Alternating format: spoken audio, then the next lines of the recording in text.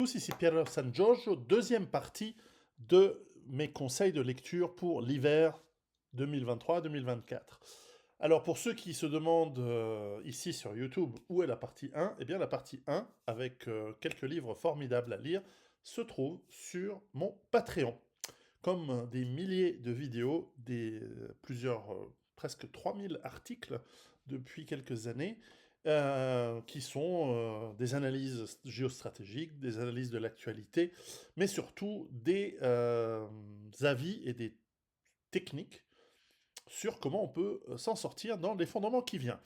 Alors sans attendre, passons aux livres que je vous conseille. Je voulais en parler en public car, après tout, euh, ça va faire plaisir à leurs auteurs, qui sont des amis.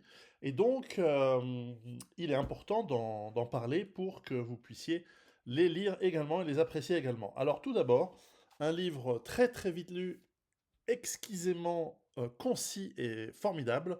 C'est le dernier livre du grand intellectuel suisse Eric Werner, Prendre le maquis avec Ernst Junger, La liberté à l'ère de l'état total.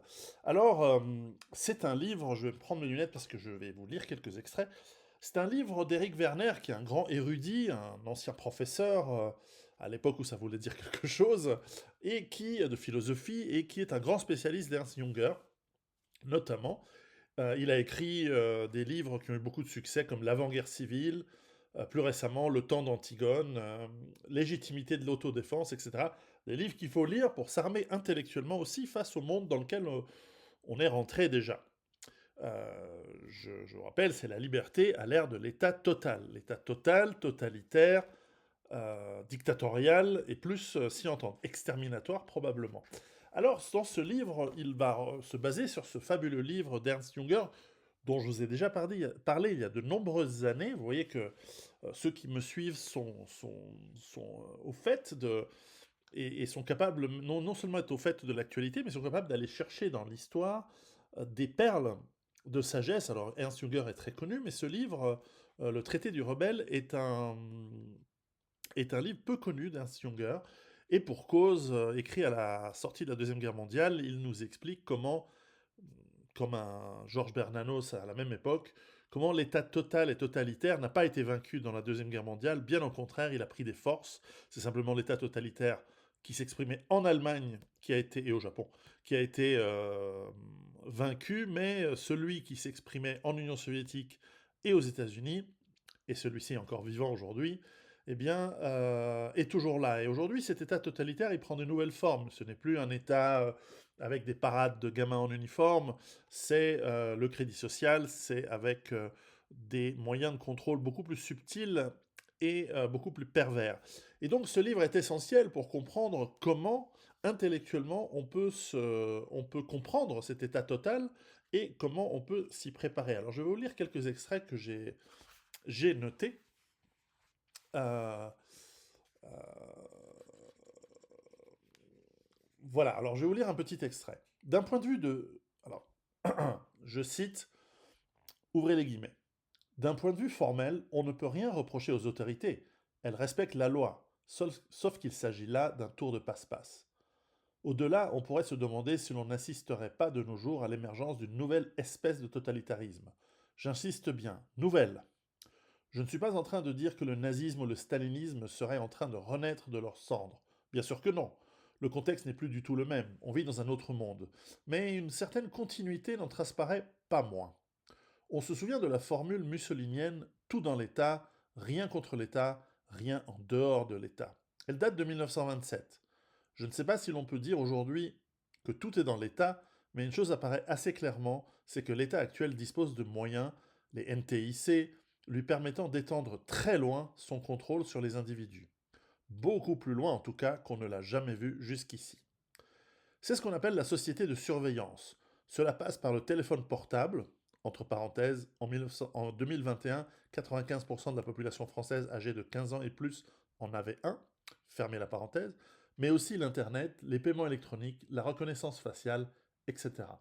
Il est très difficile de se soustraire à la société de surveillance. En décidant de se passer de téléphone portable, on complique certes la tâche des autorités, mais on se signale en même temps à leur attention. Alors, ça c'est dans le début du livre, hein, donc dans la partie analyse, et vous allez voir, chaque mot compte et tout est vraiment bien décrit. Et donc il nous parle de ce livre, Le traité du rebelle ou le recours aux forêts de Ernst Junger. Et voici un des nombreux commentaires dans ce livre, qui est vraiment, encore une fois, il est concis, vous le trouvez aux éditions La Nouvelle Librairie, qui décidément publie beaucoup en ce moment. 13 euros, c'est un livre qui en vaut largement la peine. Bref, le recours aux forêts s'inscrit dans un cadre beaucoup plus large que simplement politique. Quand on se bat pour défendre la liberté, on ne se bat pas seulement contre l'État total et tout ce qu'il représente, mais plus fondamentalement encore contre ce qu'il a lui-même rendu possible, à savoir l'automatisme. Au point de départ, ce n'est pas l'État total qui produit l'automatisme, mais bien l'inverse, l'automatisme qui produit l'État total. Alors, on retrouve là des réflexions de Georges Bernanos, comme je l'ai mentionné, et voilà, je rappelle que, alors je vais citer une dernière phrase, la forêt, nous dit Junger, est le lieu de la liberté. Avoir recours aux forêts est donc un acte de liberté, c'est la liberté en acte. Et donc, il y a beaucoup plus, hein. D'un autre côté aussi, je ne peux pas résister, d'un autre côté aussi, la défense de la liberté est ce qui nous motive dans cette démarche. Alors, ça pourrait s'appliquer au survivalisme, bien sûr. D'ailleurs, mon livre Survivre à l'effondrement économique est mentionné dans les notes de bas de page. C'est un grand honneur de pouvoir être mentionné par un écrivain de la qualité d'Éric Werner, mais je vois aussi qu'il cite des gens comme Rod Dreher, Résister aux mensonges, vivre en chrétien dissident, qui a été publié en 2021, des gens que je connais. Et que nous sommes beaucoup, alors pour lui, de grands intellectuels, pour moi, tout petit, qui, parce que moi je préfère me considérer un homme d'action, à ma mesure, bien sûr, eh bien, ce livre va être apprécié par les gens de droite, amateurs de liberté, comme les gens de gauche qui détestent le capitalisme ou l'État actuel. Donc, c'est un livre que vous pouvez conseiller à vos cousins et copains et femmes ou autres gauchistes. Ça pourrait les réveiller. C'est un livre vite lu, donc même les jeunes, si vous avez des adolescents, ça peut être un livre intéressant pour les adolescents. Alors évidemment, c'est bien écrit, hein, c'est du haut niveau, mais c'est concis. Et donc, excellent livre à lire. Alors, autre livre excellemment écrit, un autre ami, Laurent Oberton, raisonnablement sexiste.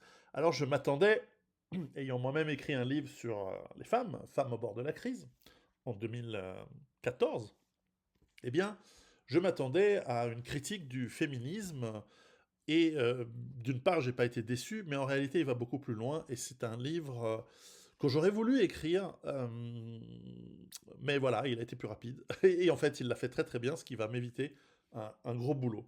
Et c'est un livre, voilà, il s'agit de remettre, comme le dit le sous-titre, remettre les hommes et les femmes à leur place. En édition Magnus, 21 euros.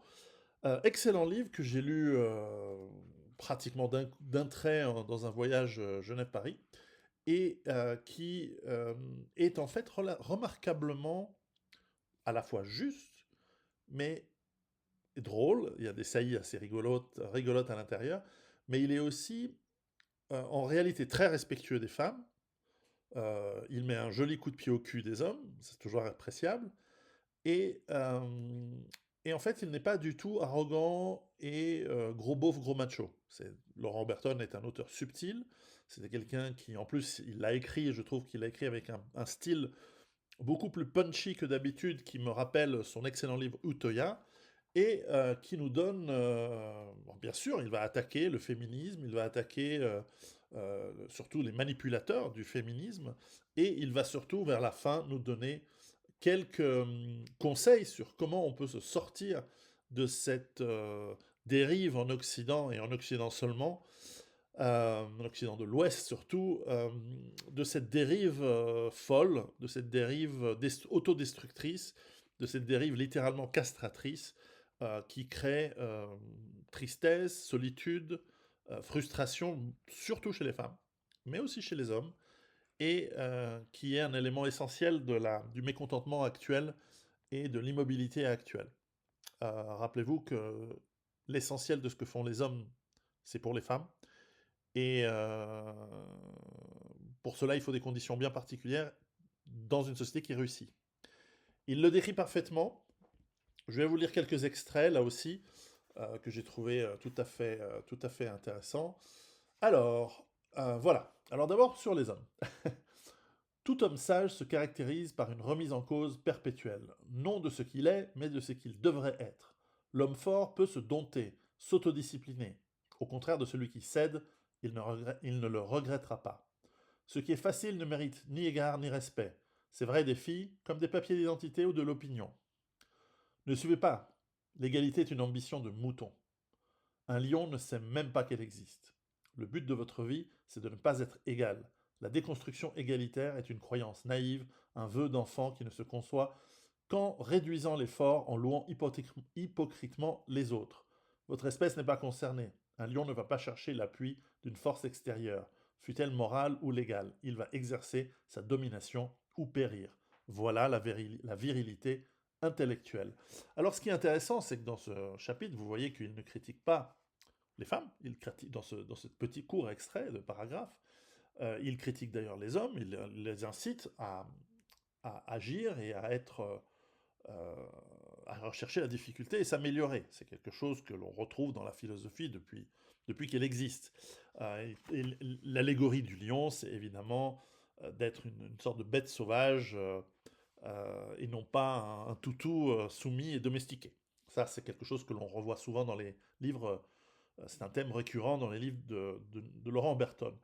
Et donc, ce sont des conseils, et au-delà de l'analyse qui est encore une fois très fine, j'étais intéressé l'autre jour, j'ai vu un débat où Laurent Berton était face à Marlène Schiappa, et celle-ci, d'ailleurs il n'y a absolument pas matière à critiquer Laurent Berton, même d'un point de vue féministe, parce qu'il cite des faits, et au-delà de l'idéologie stupide, qui visiblement n'est pas qu'elle n'a pas utilisé dans ce débat, eh bien, il faut se rendre compte que ce qu'il dit est tout à fait vrai et tout à fait mesuré. Alors, voyons par exemple le conseil qu'il donne à une femme sur la page suivante. J'ai trouvé ça intéressant. Alors, évidemment, je ne suis pas une femme, enfin pas tous les jours. Euh, Parfois, je m'identifie à une femme noire, lesbienne, bien sûr, euh, juive et musulmane. Donc, normalement, j'ai le bingo au niveau des allocations et des avantages. Si vous êtes une femme, la prison est plus pesante encore. Il faut concilier travail, obligation, instinct, concurrence, après, temps qui passe, vie sociale, conseil, entre guillemets, injonction. Tous ces geôliers qui se prétendent des vôtres pour mieux vous torturer. Commencez par vous blinder contre le conditionnement. Refusez les leurs féministes. Ce ne sont que des os avariés que Big Brother vous donne à ronger, pour diviser le pays et vous suspendre à lui. Ne sont pas vos amies celles qui prétendent que la cause des femmes a besoin de vous. Cessez de vous émanciper de vous-même. La véritable libération sera celle de ce progressisme qui porte la dégradation de la population, le déclin des hommes et des femmes, la tentative de tordre vos voix, votre jugement, en définitive votre âme. C'est votre mise en cage, ne laissez personne la choisir à votre place. Le féminisme n'est qu'un déterminisme social, un dressage nuisible censé se substituer à votre cerveau. Je continue. Soyez autonome, indépendante, nulle suiveuse n'a le droit de vous juger. Voilà la force et la liberté. Ceux et surtout celles qui prétendent valider votre existence ne cherchent qu'à en ternir l'éclat et la maintien à leur petit niveau. Et oui, c'est ce que le système utilise. Il utilise les idéologies, il utilise les agents des idéologies, et il nous utilise contre les autres. Nous ne sommes en fait faibles que parce que nous le voulons bien. En réalité, nous sommes beaucoup plus forts que cet État total, qui n'a pas beaucoup de moyens en réalité, si ce n'est la pression sociale, l'autocensure et tout ce que moi ou Laurent Berton ou Eric Werner décrivent depuis des années. Alors, je vais peut-être citer un autre... voilà, alors j'ai trouvé ça très intéressant. Écoutez bien. Nous sommes en état de légitime défense. On dit que celle-ci doit être proportionnée à l'offense, mais la proportion est impossible. Personne ne peut rivaliser avec les moyens de Big Brother. N'ayons donc pas peur de la disproportion. Diffusons partout le contrepoison. Ne nous soumettons jamais. C'est un combat pour la vie, donc un combat à mort. Et ça, c'est exactement ce dont je parle dans mon prochain livre sur la peur, tome 1. qui sort dans en mars, début mars 2024. On a eu du retard. Et je vois que les grands esprits se rencontrent. Donc je vous conseille ce livre, Laurent Berthom, raisonnablement sexiste, excellemment écrit et des thèmes tout à fait justes. Un livre à offrir à vos épouses, à vos filles, à vos sœurs, à vos mères, à vos cousines, à vos amis de bureau. Faites attention quand même. À offrir aux femmes et à offrir aux hommes. Un livre vraiment, vraiment passionnant et très, très intéressant. Je vais l'offrir à beaucoup de femmes que je connais. Alors, troisième et dernier livre de cette deuxième partie, je rappelle que la première partie est sur Patreon, vous aurez les liens ci-dessous, c'est le tout dernier livre d'Aldostérone que j'ai eu la chance d'obtenir en primeur, Les nouvelles religions, les religions post-chrétiennes occidentales, Covidisme, climat et wokisme. Alors c'est un livre avec beaucoup d'humour, hein, il commence par des avertissements, attention, ce que j'écris là n'est pas du tout ma pensée, enfin c'est très drôle. Et c'est auto-édité, donc vous le trouvez sur Amazon et tout. Alors, dans ce livre, Aldostérone, que vous connaissez sans doute sur YouTube également, depuis des années, eh bien, nous donne en fait, lui aussi, son point de vue sur l'état total qui se met en place. Le covidisme a été extrêmement flagrant, ça a été une période flagrante à la fois d'idéologie, de corruption et de mise en place de censure. Et maintenant, climat et wokisme, bien que le wokisme, je sens qu'il est en train de s'effriter, j'ai un désaccord là-dessus avec Eric Werner, lui pense que ça va continuer. Moi, je pense que ça va arriver, c'est aller trop loin dans la perversion de l'anthropologie. Il y a des barrières impossibles à réduire chez la majorité des êtres humains. Et on verra bien. Et donc, Aldostérone nous parle notamment, et surtout dans l'aspect du climat, nous raconte un petit peu son histoire, où en fait, il a voulu fuir là où il habite, le Royaume-Uni, et il s'est rendu compte que cette idéologie, finalement, elle l'a suivi quelques semaines après dans les pays où il s'est réfugié, et parfois a été même appliquée avec beaucoup plus de dureté qu'en Angleterre. Et donc, il fait une réflexion aussi sur l'Occident qui est en train d'être pris par ces idéologies qui sont autodestructrices, qui sont mortifères, qui détruisent en fait les pays, et dont peut-être le dernier clou dans le cercueil va être l'aspect climatique où l'Occident va être taxé à mort pour payer tout et n'importe quoi à travers les pays du tiers-monde, enfin bref, quiconque arrive à se dresser contre l'Occident. Donc la ruine qui est déjà en cours par la dette va encore s'accentuer par ce suicide fiscal et finalement cette immense escroquerie qu'est la COP, on était à la COP 28, moi je me souviens de la COP 21, etc. De cette immense escroquerie qui n'est qu'un système de corruption pour taxer les nigauds et les gens qui ne sont pas capables de se révolter contre leur État, qui touche au passage, bien sûr. Et en fait, tout le monde touche au passage, sauf le couillon qui paie ses impôts.